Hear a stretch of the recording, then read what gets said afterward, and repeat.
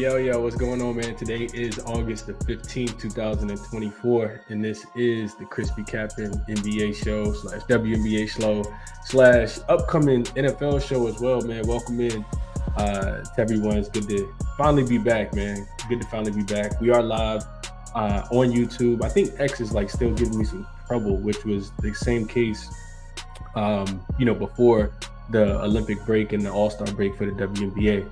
I'm your host, Chris. If you're new, this is a pretty laid-back, daily sports betting show where we cover WNBA, NBA, and like I said, soon to be NFL as well. I think I'm gonna drop an NFL video today, so be on the lookout for that as well. The goal of the show is just to provide some helpful information, share whatever it is that actually helps us cash and win tickets at a profitable rate. That's always what we're trying to do. The show is sponsored by OddsJam, the best sports betting software on the planet. I always talk about that. If you guys are interested in checking out OddsJam, definitely check out the promo code that is the link in the video, in the description of the video. You can use code CBC. That'll get you 20% off your first month. And like I said, that link is in the description of the video. And then I'm gonna also talk to you guys a little bit about Moneyballer. I've been talking about it before. Nothing is new, but if you guys were able to join, great. But if you weren't, then it's no longer a free service anymore. Definitely a helpful service, but it's no longer free. Also got an affiliate link for the Moneyballer as well that'll get you guys 10% off your first month. We'll talk about that a little bit more towards the end of the video. We have 3 WNBA games on the board for today. We'll do a quick recap as we always do. I haven't done a show since I think it was the 17th of July. So it's been, 2 days from a whole month. Really enjoyed the break. Got a chance to do a lot of things and kind of take a reset and just kind of look at the W from a different lens, do some NFL stuff, some NBA stuff. So I'm super excited for that.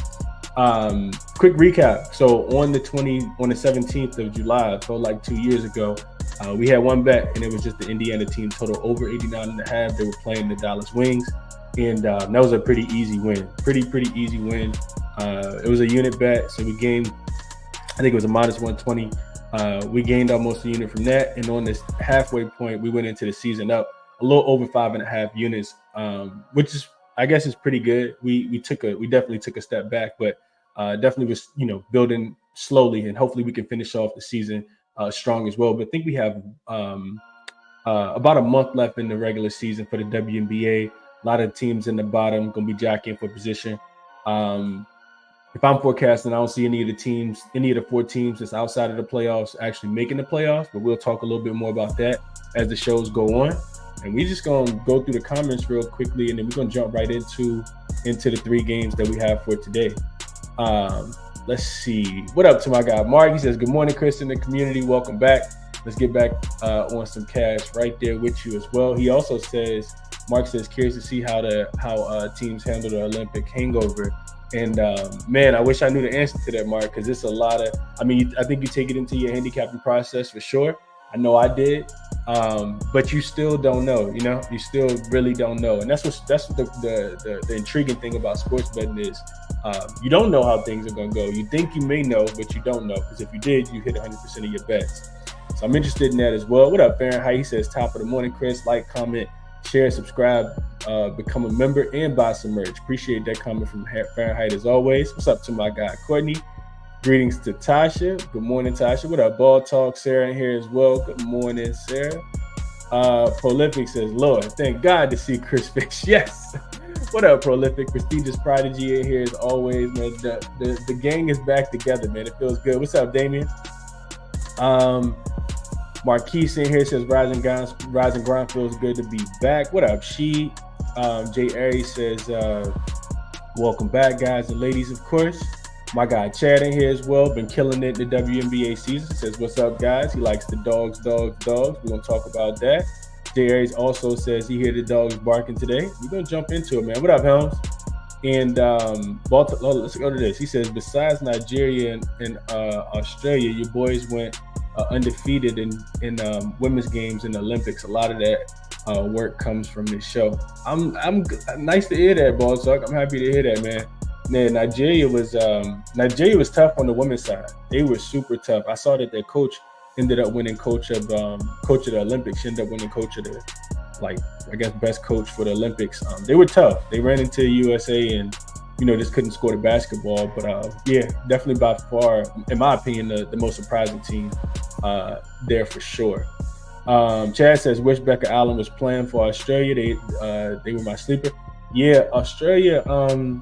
Real quick about Australia, they won a very interesting game against France that I did not think that they were going to win, and that was like them clicking on all cylinders. I mean, they were hooping in that game. If you guys had a chance to watch that one, but yeah, really just locked France up. France couldn't score, similar to what USA did to them Sunday. Yeah, that was a pretty good game for sure. Dropping Dime says, I'm a teacher and this feels like the first day of school. I love to hear that. Dropping Dime. Let's jump into the 3 games that we have on the board for today. We got the first one we'll go to is the Mercury and the Sky. So this line's actually moved now. I want to say it opened like 3.5, but don't quote me on that. And the total was about the same as where it is right now, 166, 165.5. Injury wise, and I did want to make sure I put an injury report up because last night I didn't have access to it. Of course, today is a little bit different because we should have access to it. I went through and was just trying to find anything from the beat reporters. Of course, some of the teams are covered a little bit more and in depth than other teams, which is always pretty frustrating when you're trying to find stuff because it can be super time consuming. But needless to say, neither here nor there. The Mercury are going to be without Rebecca Allen. She has a hamstring injury. She will not be playing in this game today, which should mean that Sophie Cunningham will slide into the starting lineup and play the 4 position. Immediately, the first thing that I think of is that's a major rebounding advantage for the Chicago Sky. We remember Phoenix earlier in the season, and I'll jump into a deep dive of the game, but I just want to start with that point. To me, without Rebecca Allen, first that hurts your defense a lot. Sophie Cunningham is a 3-point shooter who stretches the floor. She's not the greatest defender. She can pass a little bit, but she's not the greatest defender. She's also not the biggest girl. Against Chicago, you got Angel Reese and Cardoso down there, and you slide. I think Michelle Onyenwere is going to start at the 3 position for the Chicago Sky. And Coach Teresa Weatherspoon has talked about how she's the most versatile player that they have on the team because she can play the 4, she can play a little bit of the 5, and she can play the 3 and stretch the floor as well. So Onyenwere being there and kind of getting acclimated to that starting rotation, I think is going to be pretty interesting. I think that's going to be pretty interesting for sure. Because one thing we got to remember is that the Chicago Sky made that trade right before the Olympic break. They no longer have Marina Mabry. She requested a trade and was sent to Connecticut for Rachel Branham and Mariah Jefferson. So this is a brand new, I wouldn't say totally brand new, but it's going to look a lot different because for people who don't know, maybe people are new betting WNBA, Marina Mabry is one of the better shooters in the WNBA. Sounds like she was unhappy with her role, and because of that, she requested to be out. So getting back into the injury report, Phoenix, outside of Rebecca Allen, I think that's the only person I saw on the injury report. Osborne hasn't played in a while; she's also there. And then for Chicago, I think everybody's going to try to give it a go. I do see Kennedy Carter listed as a game time decision. I didn't see anything about her not playing. She appeared to tweak her ankle during the scrimmage on Wednesday in practice, which came out 2 weeks ago. So that was a little bit older news. Mariah Jefferson, I'm not sure how much she's going to crack the rotation anyway. She's also listed as a game time decision. And of course, Elizabeth Williams is out for the season. So a couple things I want to talk about here. First and foremost, and let's just go ahead and flip the page here. We have 3 starters for the Phoenix Mercury that played in the Olympics. You got Brittany Griner, you got Diana Taurasi, and you got Kalia Copper. And it's also Kalia Copper. Kalia Copper is double in this game because Kalia Copper, this will be her first game back in Chicago as well.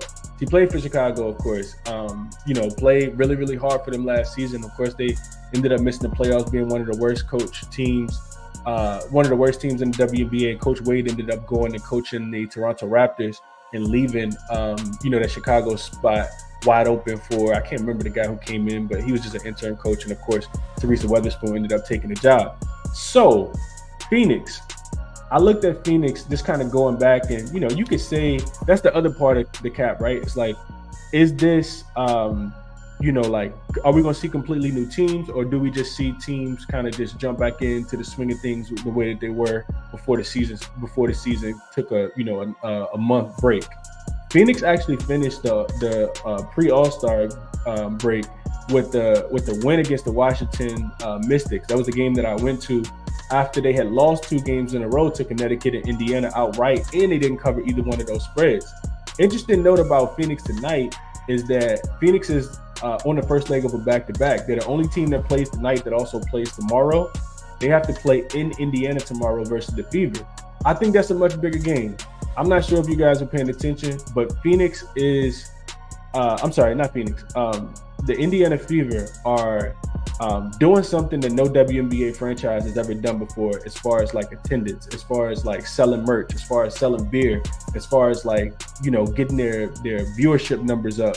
I think they have more, they have like the top viewership out of like NFL, NBA, WNBA, and it's all because of Caitlin Clark. The girl is absolutely putting the WNBA on the map, and a lot of her fans are translating to the WNBA. So when I think about that, and I think about playing at Gamebridge Fieldhouse tomorrow, and I think about how we also got to remember that the Mercury have lost twice already to the Indiana Fever. I think that the Mercury probably, got that one circled a little bit more outside of Kahleah Copper. Kahleah Copper is want to come back and kill Chicago. I already know that she is. So that was the first interesting note, is that Phoenix is on the first leg of a back-to-back and play tomorrow. On the Chicago side, Chicago made that, like I said, they made that big trade. I mentioned Michelle Onyenwere, who will slide into the starting rotation and replace Marina Mabry, which is what Coach Teresa Weatherspoon is saying. Chicago finished going into the break with a 12-point win as a 13-point dog against the Las Vegas Aces after losing back-to-back games to the New York Liberty.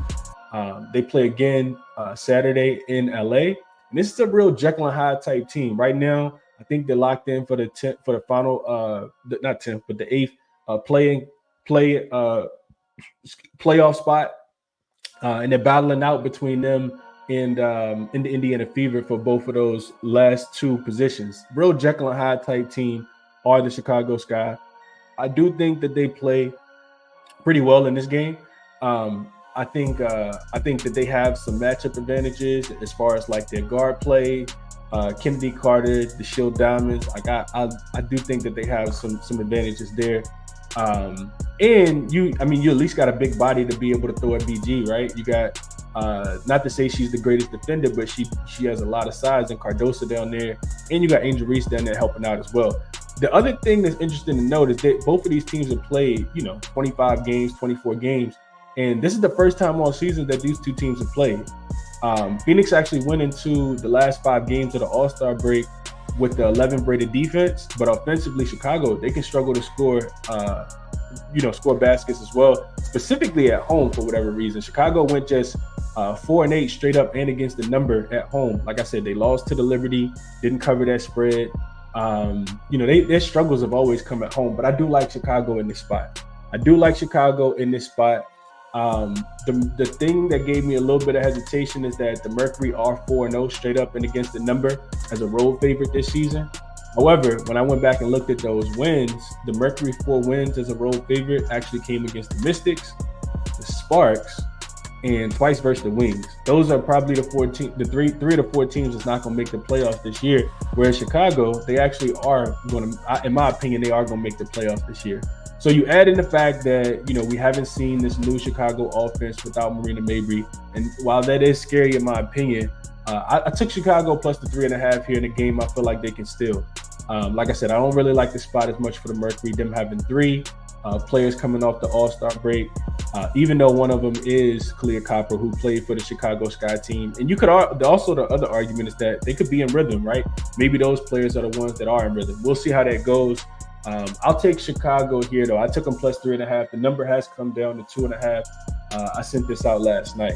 Let's see what you guys are thinking. I do think, let me go through the comments real quick and then we'll jump into the next game. Let's see. We got Prestigious Pride said that this guy suck. I mean, there's a lot of variance in the WNBA. They suck until they beat the Aces by 13 going into the All-Star break. They have some really good wins. You got to remember they went into New York, beat the New York Liberty. And if you want to take take Chicago, you typically want to take them, as a dog. I don't really like laying too many points with them. Helm says, first look at Chicago without Mabry, right? Should be interesting. I agree with that. It's going to be really interesting. I'll be locked in on this game. This is an 8 o'clock start time game. I think it's like their Her Sports game as well, where they'll be promoting I think it's either Her Sports or like Mental Health Night in Chicago tonight. They're going to be promoting either like youth sports for young ladies, or it's like mental health and talking about the impacts of mental health. So one of those, are the theme of tonight's game. And I'll be locked in on this game because it is an 8 o'clock start time game. The Mystics and the Lynx also play at 8 o'clock, which we'll jump into that one in a second. But I'll be more in tune to this one. What up, Jose? He says, good morning, brother. WNBA is back. Absolutely. Ball Talk says under more bricks than a public school building. Oh man. I think if you like the Sky, you kind of do like the under. The Sky, like I said, losing Marina Mabry is only going to make it even more difficult for them to score the basketball from the exterior, unless you can get Onyenwere, to she's not going to be the same type shooter. She doesn't even shoot with the same volume that Marina Mabry does. But I do think that her outside jump shot is a little underrated. If you go back and look at her numbers, not to say that she shoots a lot. It's not a lot of volume there, but when she shoots it pretty well. Like I went back and checked her box score out, and there's no way possible Onyenwere can be on the floor with Angel Reese and Cardosa, in my opinion, and not be able and not have the responsibility of being able to stretch the floor. Chicago's one of the worst three-point shooting teams in the WNBA. She's gonna have to knock down some shots. So, and she's long, she's lengthy. She can, play defense. So I do think I would look a little bit more towards the under as well. The Mercury scared me though, just because their defense has been so bad. It's kind of scary. I think the total is about right, so I stayed away from that one. He says no Mabry, no problem for the Mercury. Okay, so we're thinking differently. Ball Talk says, did Diana play? Diana Taurasi did. She didn't really play too much in the championship game, but she played during the Olympics. She started a couple of those games, especially when they were, in group play. Diana got that Halliburton treatment in the Olympics. She got a little bit of run. She got a little bit. Dropping Dime says Sky spacing was already bad. Now it's worse without Mabry. I think the Mercury take this one very serious with being on back-to-back on the road. So we're thinking opposite. We got the same points, Dropping Dime, but I'm thinking the opposite here. Justin says top of the morning. What up to my guy, Justin? Hope all is well with you, bro. Good to see you back in here. Mark says, I'm with you on the Sky plus 3.5. What do you think about the under? Yeah, I think if you like the Sky, you like the under, Mark. I agree with that. I don't think this is going to be too much of a shootout.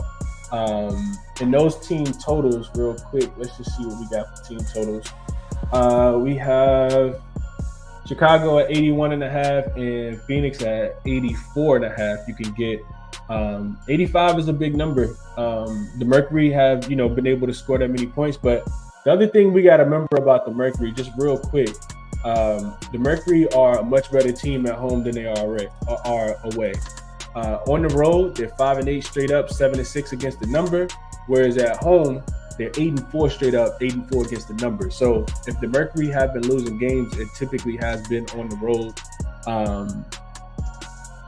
7-6 to the over, so not a lot there. And that's one of the reasons why I also took the points with the Chicago Sky. I think it could be a one possession game. If you're betting the spread right now, you're definitely betting a one possession game for sure. Let's see. Truth says I'll pass on this game. Carter points maybe. So I looked into Carter points. She actually she's sitting at I think 20.5, which is Interesting number, 21.5 on most books. I did look into Kenny Carter points. I want to see, I mean, not that she can't go out there and get 22, 23 points. If we expect Phoenix to play with pace, then we expect Kenny Carter to have a big game. And I couldn't talk you off of that. I was trying to find like a Michelle Onyenwere points or just her numbers in general, and they don't have them listed right now. None of the player props, because I did look into the player props, none of the player props really jump out to me. The one that kind of spoke to me a little bit, or I guess the most, would be Faden Diana Taurasi. I think she can tend to have really bad games on the road when she's not playing at home. So if you have access to Bet Rivers, her points prop is 15.5, 14.5 pretty much everywhere else, but you can get an under 15.5. It is a little juiced at -132, but I think DT could potentially struggle. And I think, like I said, I think it's going to be a big Kalia Copper game.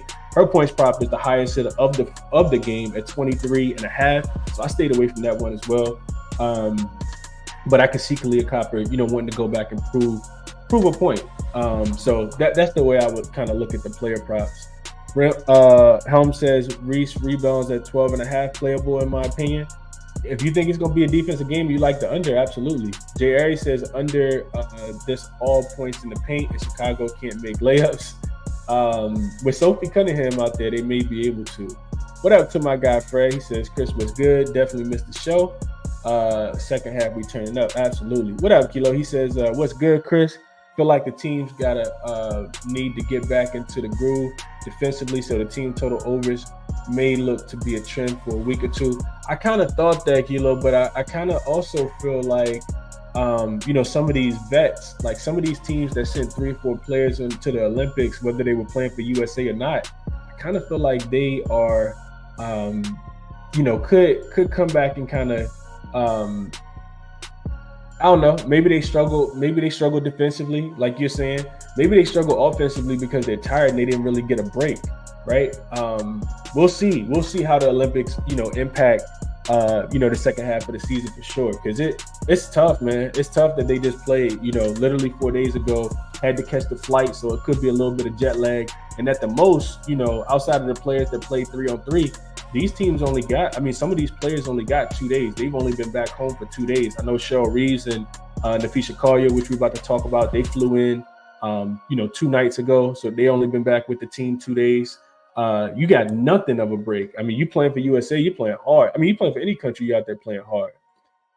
Fred says if Phoenix cover tonight, I'm fading them tomorrow versus Indy. And I would agree with that, Fred. I do think I hate the late points for Indy. I'll probably just take Indy team total over the way we did before the Olympic break, because I don't like laying points with them. They couldn't even cover against the Mercury. Against the Dallas Wings, but that makes a lot of sense for sure. This gonna be a quick turnaround for them tomorrow. What's up, Mom? It's just a bet. Tasha says she likes Sky on the money line. She thinks they went out right. Let's go, Tasha. That's the energy I need for sure. Ball Talk says Kalia Copper is a killer in the fourth. I agree with that. And yeah, I agree. Yeah, Mark, the same here. He says this is a smaller bet for sure. Yeah, I didn't go super heavy on this either. It's the first game back. Y'all know how much I preach, bankroll management and making smart bets, not forcing plays. Me says Kalia Copper over under 23 points, man. I think the number is spot on. I do think it's spot on.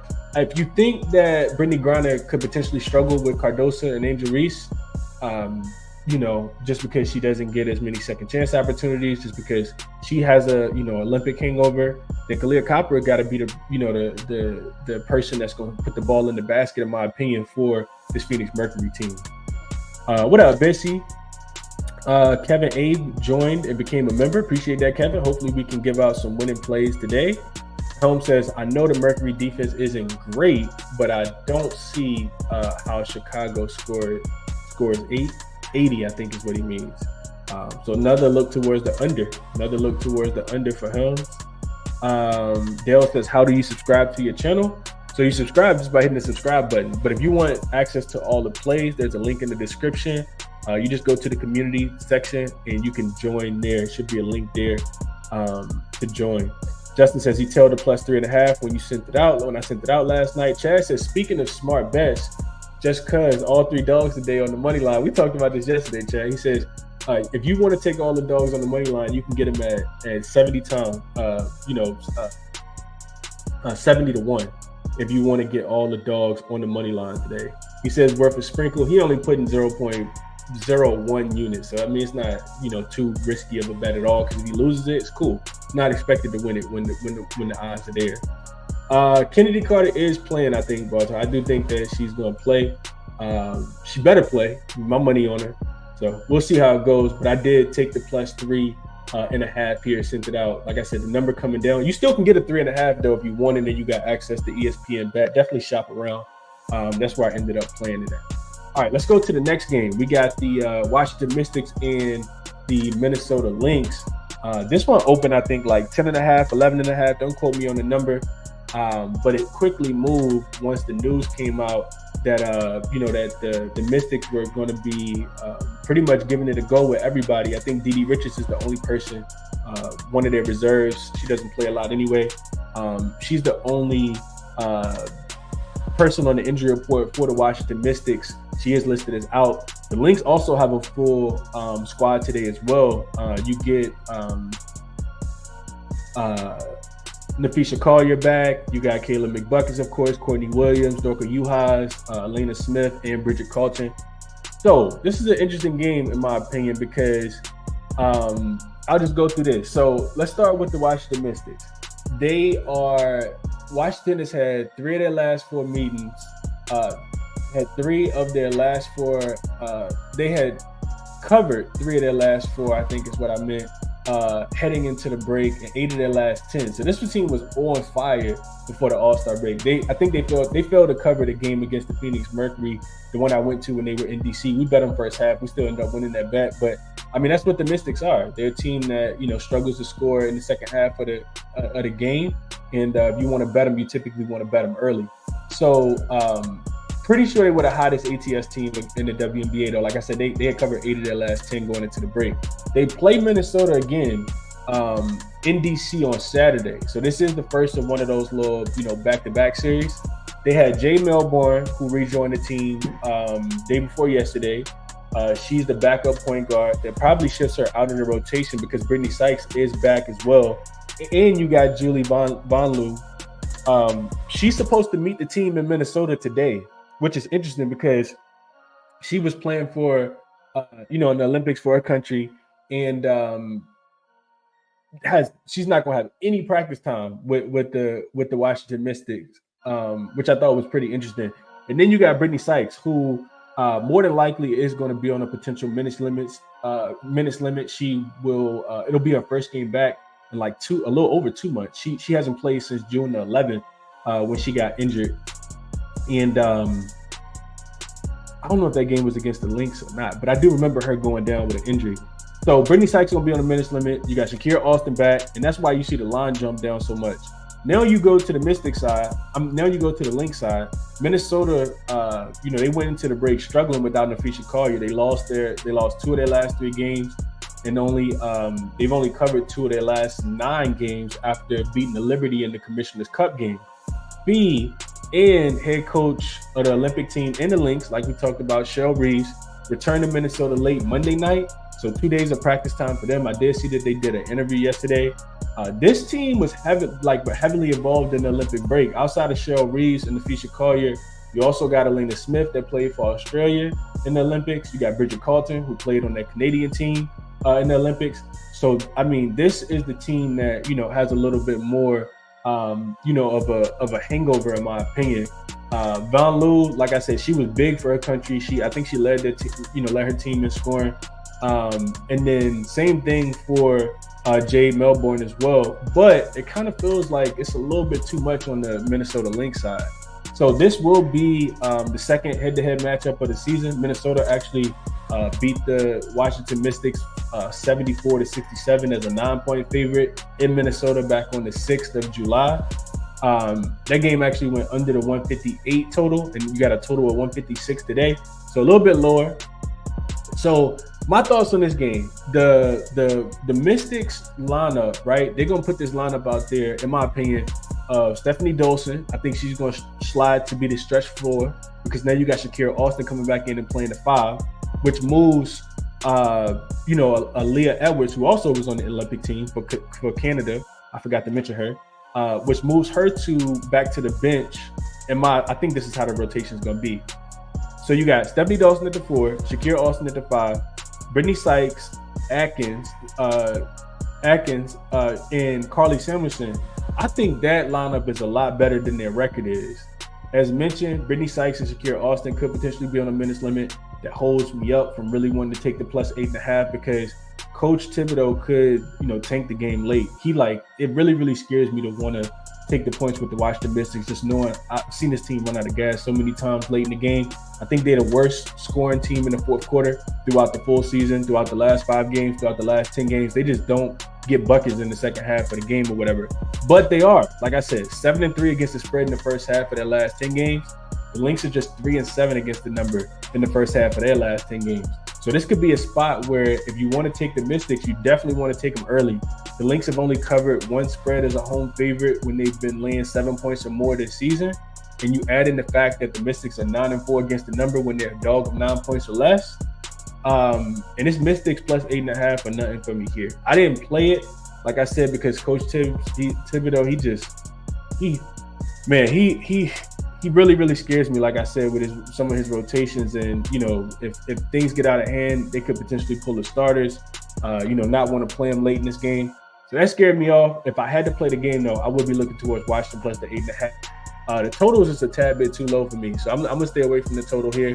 I do think the Lynx are by far the superior team here.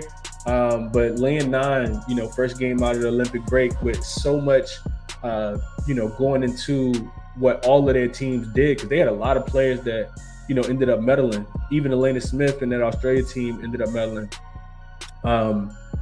Ended up getting bronze, I think. I don't want to lay the points here with Minnesota. It'd be Washington plus the points or nothing for me here. But I do also hate that I would be getting the worst of the number, in my opinion. Let's see what you guys are thinking about this one. Let's see.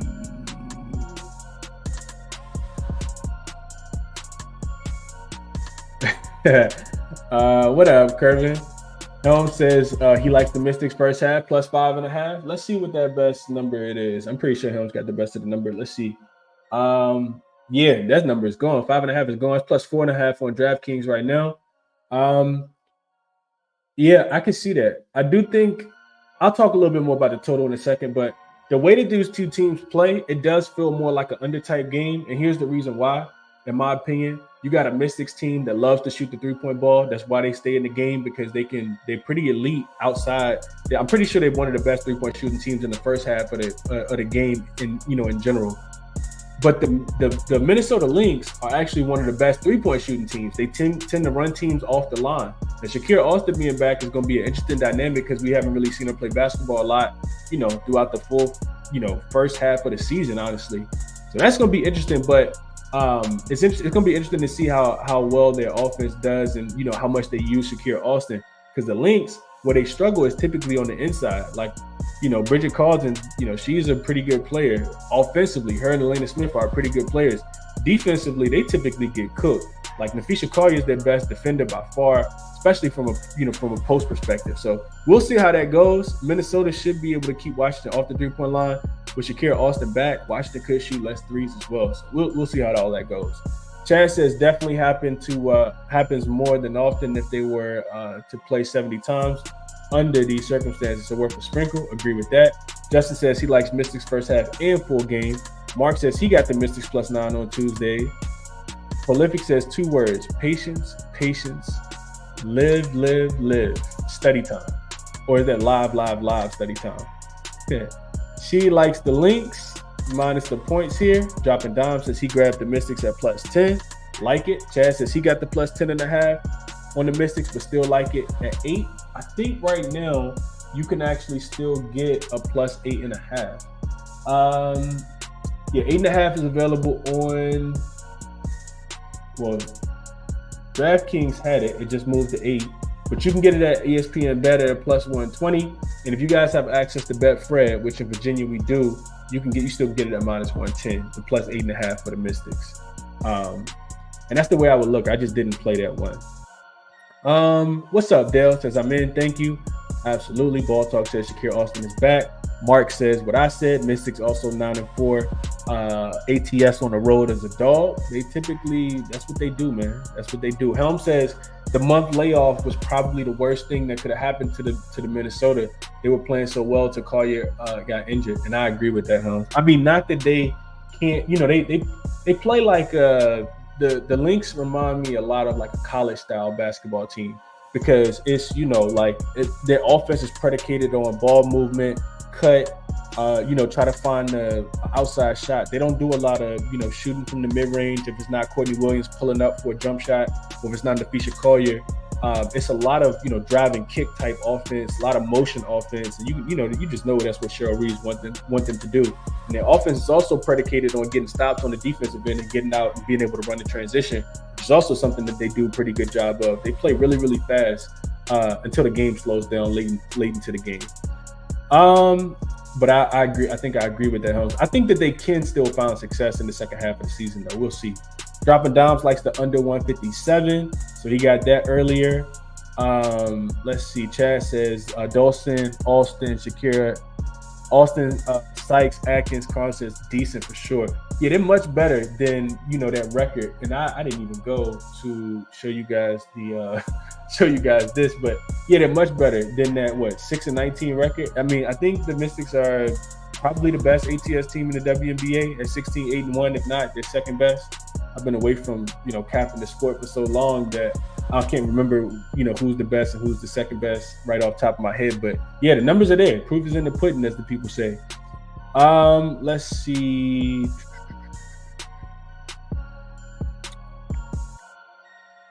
What else y'all saying about this one? Helm says Mystics have Lou Edwards in the Olympics as well. Yeah, they definitely did. I think I mentioned both of them. What else y'all saying in the chat? Marquise likes Mystics first half. Easy, he says. I don't know about easy, but yeah, if they're making shots, they definitely should be able to get there. I would be taking the full game, I think, with Shakira Austin being back. Some of those trends where, all trends come to an end and they kind of pan themselves out. The Mystics are going to be getting less points, I think, if Shakira Austin and Brittany Sykes can stay healthy throughout the rest of the season. Now, do I think they want to make the playoffs? No, I don't think that they're going to either. But, an injury from somebody on the Indiana Fever, like a key player, or the Chicago Sky, and the Mystics could potentially be there. It does kind of feel like they were tanking the season, though. We'll see how it goes. Helm says, I'm so pumped to watch the W again tonight, man. The month of betting WNBA was hell. I didn't place one WNBA, one MLB bet. I was chilling. Not losing my money to MLB, man. Jimmy says, I think because the Lynx had a lot of players battle at the Olympics, I bet these chicks will be throwing bricks. So under is the way to go here, plus the points. Yeah, and I'm right there with you. I think the total is right on par, though. I don't want to be sweating out of under here, but it makes a lot of sense. I also kind of feel like Shakira Austin being back is going to help the Mystics offense too. I do think that, the one thing that they lacked is an interior presence. Stephanie Dawson scored some points, but all of those were from the perimeter. I think she was shooting like 40% from the three-point line, even competed in the three-point contest. So I do think that helps the offense and it helps the defense, which will lead me more towards the plus the points than anything else. Chad says he made 20 units on the MLB and it still sucked. And Ball Talk says Coach Reeves don't rock with creating off the dribble. Auntie Gray was driving her crazy. She also I don't know what she was doing, man. I like Chelsea Gray a lot, but I thought Sabrina should have been the starting point guard in my opinion. Kelsey Plum came in and played really, really good as well. Eric says he definitely missed the W. Let's get into the last game that we have on the board for the day. We'll jump into a quick recap. We got the Liberty and the Sparks. The line is 11 and a half, depending on where you're shopping. This total I saw open at like 166, 167, I want to say. It's actually down to 164 and a half. Make sure that's still accurate. I changed these lines right before this game. Right before this, yeah. So 11 and a half look like they're disappearing. A couple of them still out there, down to 11 on most books, and total has come down. Like I said, dropped just a tad bit. So injury-wise for this game, you do have a couple key players that I think are worth noting. One thing we got to remember, just, thinking about the season in general, is that the Sparks will be without no Lexi Brown, no Ari McDonald, and no Stephanie Talbot. She is also out. She played on the Olympic team. You also have Yoru. She played for the China Olympic team. Lin Yoru, I think is how you pronounce her name. She will be playing, but she was on the Chinese Olympic team. And De'Erica Hamby played in the 3-on-3 as well. So they had some Olympic, players. And then on the Liberty side, of course, this team was heavily involved as well. You got Sandy Brandoso, who was the coach of the Australian team. Sabrina Ionescu, who played for USA. Brianna Stewart, who played for USA. Thiebish hooped. Boy, she hooped. She played on the Germany team with the Sably sisters. And they all played really, really deep into to the Olympics. So looking at the Liberty, man, one thing we got to remember about the Liberty, first and foremost, the Liberty were the best team in the first half of the WNBA. Not always against the spread. And I forgot to change this. The situational stuff does not apply here. So we'll change this. And then we'll jump back into the Liberty. So looking into the Liberty, they went into the break, like I said, the best team in the WNBA, 21-5 if you count their loss in the Commissioner's Cup to the Minnesota Lynx, 21-4 if you don't. They were 8-2 in their last 10 games, straight up, 6-4 against the number in their last 10. They won and covered 4 in a row going into the Olympic break. They beat the Connecticut Sun twice. They beat the Chicago Sky twice. I think both of those were once on the road and once at home. I mentioned the Olympic players, 1, 2, 3, all 3 of them, and the coach, Sandy Brandello, as well. So may not get the most locked in Liberty team coming off the All-Star break here. They also got a big game coming up on Saturday against the Las Vegas Aces in a game that you can already bet. I think they're like 2.5-point dogs, 3-point dogs in that game. So they'll play tonight, get the day off, and then continue their Western Conference road trip with the Aces up next. When you look at the Sparks, this team went into the break 2-8 straight up, but they did cover 6 of their 10 spreads. So it was 6-4 against the number. They covered their last 2 games. They beat the Dallas Wings outright in Dallas as a dog. And then they end up covering against the Seattle Storm as well in that last game before the break as well. Las Vegas, I mentioned this, but they're Hamby, Talbot, who I think is out, and your Ruth all play on the Olympic team. They actually play again on Saturday. They host the Chicago Sky. And, they're talking about making a playoff push. I don't think the Sparks going to make a playoff push. I do think that having Azurá Stevens back, has definitely helped this team defensively, offensively. Like, she's really, really been good. If you had a chance to watch her play since she came back from the injury. You got Rakia Jackson out there. Of course, De'Erica Hamby, who filed that crazy lawsuit against the if you guys are paying attention, against the Aces when she got pregnant 2 years ago. It's a lot going on in this game, in my opinion. This will be the 3rd matchup of the season. The Liberty actually won the first 2, of course, that were played in New York and in back-to-back games, if people remember. But the Sparks actually covered both of those games. LA has actually covered 6 games in a row when they've been playing against the Liberty in the head-to-head matchup, and they've covered 8 of their last 10. So typically what you see in these games is the Sparks getting a lot of points, and then the Liberty, just kind of winning the game but not being able to cover the big number. The last three matchups have actually all gone over the total of 167.5 and 169, and now you get a total of only 164.5. Sparks 2-1 straight up, 3-0 against the spread as a double-digit home dog this season, with all 3 of those games going over by an average of 17 points per game. Meanwhile, the Liberty 0-2 as a road favorite when they're laying double digits so far this season. This is a really difficult game for me to cap, man. I kind of want to take the points with the Sparks here. I've seen the Sparks offense just kind of dry up, kind of like similar to the Washington Mystics. I think they're like 10th in effective field goal percentage on the season. So this is a team that really, really struggles to score the basketball, especially late into the game. The thing I wanted to kind of focus on, and Liberty also are like one of the, I think they're number 2 defensively last 5 games going into the break, and number 3 defensively for the full season. So I kind of really wanted to focus in on the total here. I didn't bet this one yet, but I do have it on the short list. The Liberty, they always have an inflated total when they're on the road because of how good their offense can be, but sometimes we don't see them live up to that expectation. However, they are 7th in scoring on the road at just 80.6 points per game over their last 5. It's been their defense that's really helped them on their current streak of success that they've had. They've allowed just 73.6 points per game over their last 5, which is good for 2nd in the league on the season. And they have allowed the 3rd fewest points to opponents and are the second-rated defensive team over the last 5 games. It's really been their defense that they've kind of hang their hat on when you think about them, getting those wins over this, before the break, going against the Chicago Sky and going against the Connecticut Sun. Even if their offense can't get going, I do think that they'll lock in defensively versus the Sparks team that can really struggle to score offensively and consistently. The Sparks are 8th in offensive rating over the last 5 games. They're 10th in offensive rating over the full season. And then the other thing that really, really stuck out to me was when I thought about the Sparks being in a double revenge spot, because like I said, they've already lost twice to the Mystics, to the Liberty this season. Those teams that are home dogs and they're seeking same season double revenge are typically in an under spot.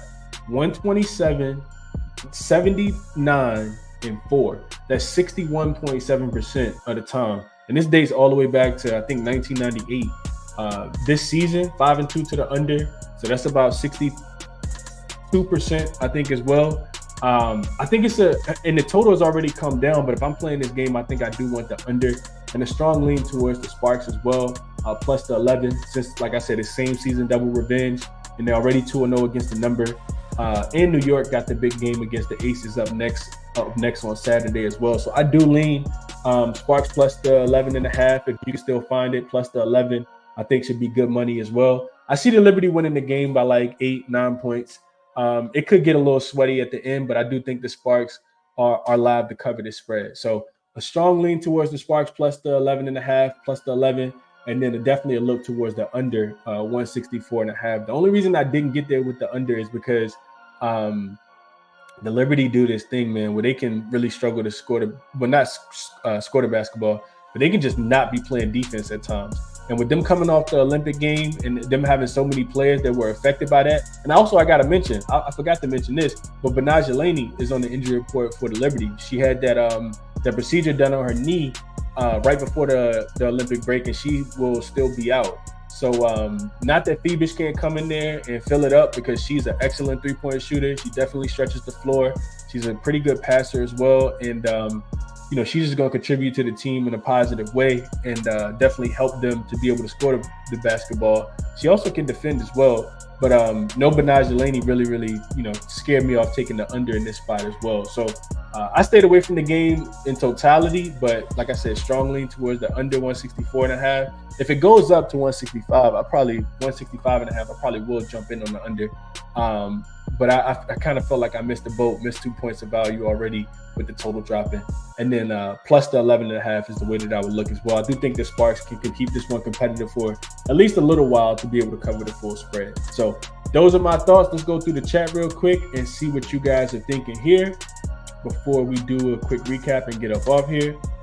Let's see what you guys are saying. Mark likes the Sparks plus the 12. Helm says Azare over her 12.5 points. Let's see. She'll probably get matched up against who? I would think Stewie would be Gardner. Yeah, I think Stewie would be Gardner. And this number is dropping from 11.5 down to 11 on a lot of books. Total is 165. Looks like on a couple books as well. We're also starting to see a little bit of line movement for a couple of these games. Yeah, best of luck, Helms. I hope you cash it. I like Azare a lot, but I ain't diving into it that much. Let's see. Chad says too many points here. Should be a good game for JJ. She is probably the best player that wasn't in the Olympics, and I would absolutely agree with that because Even the Lynx. I'm sorry, even the Sparks best player in Derek Hamby was on the 3-on-3 team. I think the Sparks do cover, Dale. I do agree with that.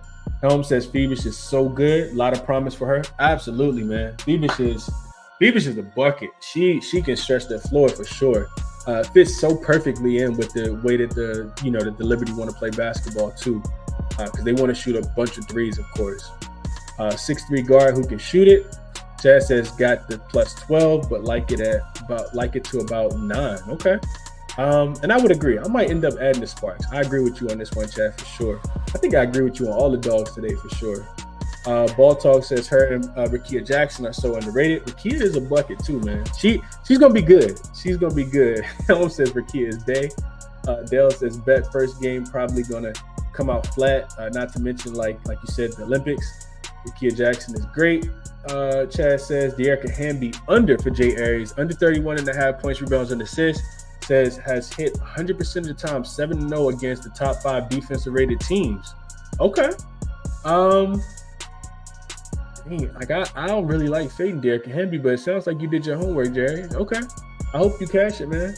Dale says, which under do you like the best? I like this under the best. I do like this under the best, in my opinion. I just think that when I was going through this game and I was looking at pace, the Liberty are not even a team that plays fast. They're 10th in pace over the last 5 games, 9th in pace over the full season.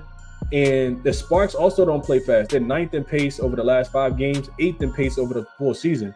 So these are two teams that, don't play really, really fast at all. I know that the Liberty are a really good offensive team when they're clicking. Number 1 in offensive rating on the full season, but over the last 5 games, they are 5th. And we also got to remember Stewie rested one of those games. Like, they weren't 100% healthy in those games. But like I said, defensively, they're the second best defensive rated team, only giving up 73.6 points per game. So I think that they can get it done defensively. Sparks offense doesn't scare me too much. So I like the under here in this game, Dale, a little bit more than any of the other ones on the board for today. Welcome back to you as well, Jeff. Appreciate you for popping in, man. Yasa Pick says, what's the word? Another day another day to this bag. Let's cash. Yasa, I'm right there with you. Liberty not good at covering this many points. Mark says, yeah, they typically don't cover these big numbers, but boy, the Sparks can. You just need a good performance from the Sparks. Let's just say that. But I'm right there with you guys. I may end up adding the Sparks as well. Yeah, I do like the Sparks in this spot. Let's see. Helm says Wings gonna feed tomorrow. By the way, the Wings got the Connecticut Sun tomorrow, right? We'll see. It says loves Wings tomorrow and Fever. We'll talk about those games tomorrow. What up, Mitchell? He says welcome back. Let's cash. Justin likes the Sparks as well. Plus 11.5. He says Olympics just finished. Traveling from Paris. I also like the under. Not going to bet too many units on the first. On the W in the first night back, but what I am betting is Angel Reese double. Yeah, I see that total dropping to 163.5 on a couple books as well. Let's see what Angel Reese double. I'm pretty sure is no value. Let's just look it up real quickly.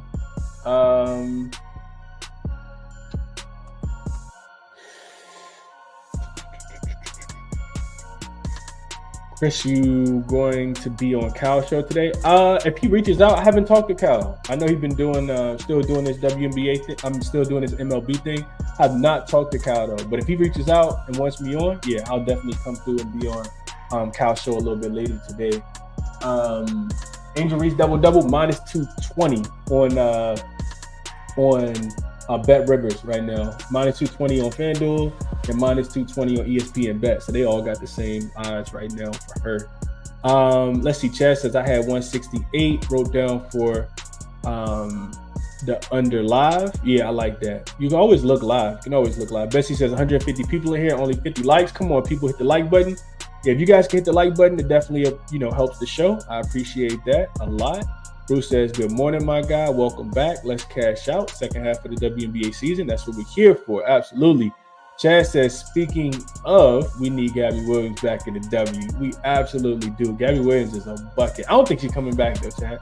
That's just like what, I did all, same stuff, read the same stuff that you probably read, but my gut just tells me she probably won't come back and she's going to capitalize on such a a good Olympic performance for that French team. France was good, man. They were really, really good. Gabby is so nice. She is so nice. Florence says, Chris, I wish you was late on rent this month. I wish you was late on rent this month. I miss you was late on rent this month. Okay, I read that totally wrong. Yeah, we back, Florence. We'll be doing daily shows again. I'm chasing the upset today, and I think it's Mystics over the Lynx. Even on the road? Yes, okay. Hope you cash it. Don't want to talk you off at all. Chat. I did see she could come back and join a couple different teams for sure. Justin says he appreciates the show. Tyron says Hamby under her 9.5 rebounds, hasn't hit the over since Azare Stevens came back. Okay, let me look at that. Let me look into that real quick. See if we got 2 plays. Sound like some sharp people in the chat on De'Erica Hamby under either points, rebounds, and assists. And let's see.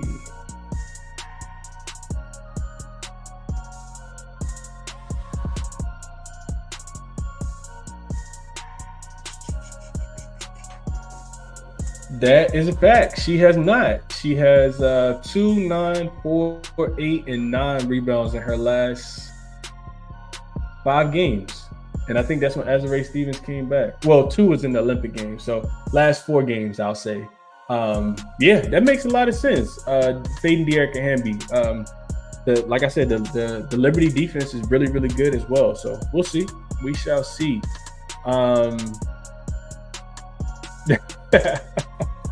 All right, let's get ready to wrap up. Appreciate you, Helms, for the comment and the positive vibes. Everybody for the positive vibes in the comments as well.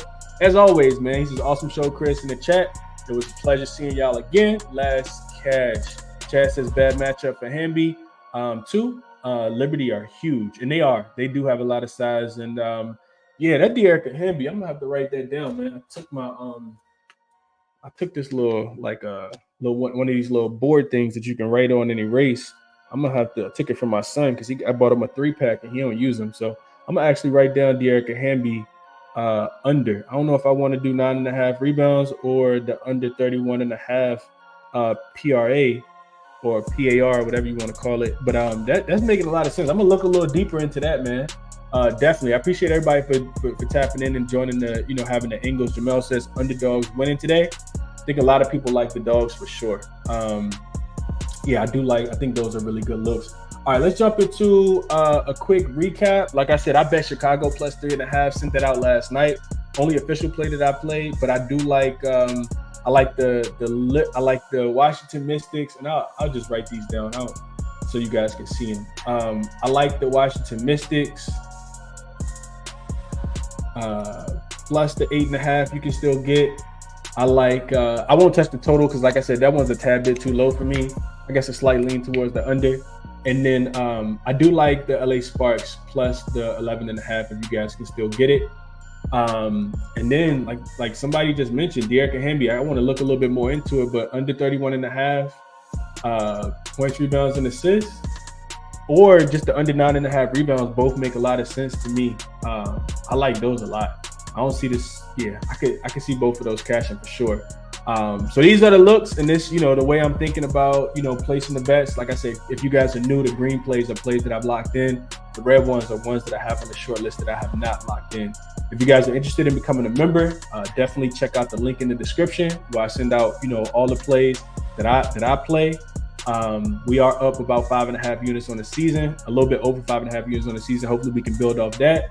I think tomorrow's show, we have 2 games tomorrow, and I will potentially have a future bet for you guys, a couple future bets that I want to lock in with about a little bit less than a month. And we got the All-Star break, the trade deadline also coming up for the WNBA. It's going to be interesting to see if some moves are made for sure, to help some of these teams out to kind of get over the hump and compete with the Liberty and the Aces for the championship this year. We'll see how things go.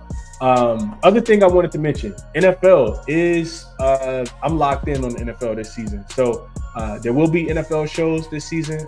Thinking about doing one today, kind of doing some divisional previews, a couple bets that I've placed already that I'll be sending out to members today. So we'll lock in on WNBA, on the NFL as well. Keep rocking with the WNBA. And we'll do just that. So I think I'll look into it, but we'll do a division at a time as we always do. Resources that I use to handicap the games are here for you guys. Definitely check out OddsJam. I talked about them at the beginning of the show. But check out OddsJam, 25% off your first month or 20% off your first month using code CBC. The link for that is in the description if you guys are interested. I always say it doesn't hurt to try. I definitely recommend you guys doing it. You can always cancel if you don't like it. The other resource that I really wanted to talk about here is moneyballer.com. And, I talked about this at the beginning of the show as well. It used to be where you guys could just go in and, you could access it for free. It was a long trial that you guys, people could use it for. But in the description of the video, there's a Moneyballer coupon code, ChrisBeCappinn, all caps, 2 P's, 2 N's as always, to receive 10% off your first billing cycle. With the moneyballer.com, you can get comprehensive data, advanced stats, betting insight, all on one easy to use platform that pinpoints profitable betting opportunities for you guys just by glancing through, because you guys got like the different highlights that shows you guys what's a hot trend, what's a not so hot trend. I mean, this first half's on here, first halves, full games, over unders. So it's a lot of different profitable, betting opportunities at a glance over there. And really, really, easy to use. You can also customize some of the betting systems and models that they have over there. You can use this on your phone. You can use it on a desktop. So if you're interested, definitely join over there. You also can, join that community of betting, savvy bettors over there, including myself. I do use moneyballer.com, somebody who trusts the site as well. A lot of data-driven decisions to help you win more bets over there. So sign up today, and you can definitely check them out. Like I said, use code ChrisBeCappinn, 2 P's and 2 N's, all caps, to receive 10% off your first month, man. Best of luck to you guys on your action today.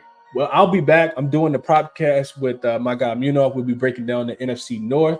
If you guys are interested, I'll be tweeting out that link, and then I'm gonna do a show on my channel for some divisional previews for the NFL as well as we get closer to the season. And that's it, man. If you guys enjoyed the show, like I said, do me a favor, hit the thumbs up button on the way out. Definitely appreciate everybody for tapping in. The link for all my official plays, like I said, they'll be in the description. Like, share. Let me know what you guys are betting on in the comments as well, especially if you're joining late and you didn't get a chance to be a part of the live chat. We'll be back tomorrow as we always are. I will catch you guys in the next one. Enjoy your Thursday. I'm out.